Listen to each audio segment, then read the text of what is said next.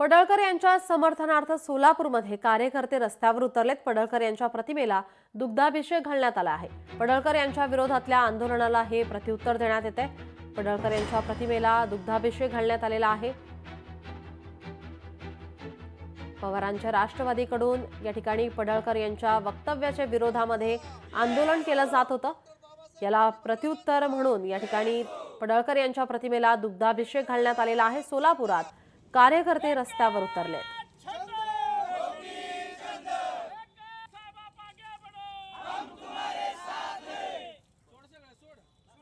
बहुजनांचे लोकनेते माननीय आमदार गोपीचंद पडळकर साहेबांच्या वरती अनेक या महाराष्ट्रातल्या भ्रष्टाचारी लोकांचे हात त्यांच्या फोटोला लागले आणि या महाराष्ट्रातले अनेक साखर कारखाने खाल्ले, अनेक सूतगिरण्या खाल्ल्या, अनेक शेतकऱ्यांच्या DCC बँका खाल्ल्या।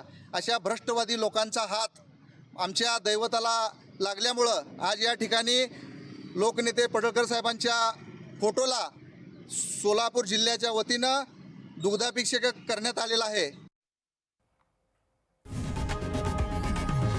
लोकशाही मराठी ऐका, पहा, जागरूक रहा।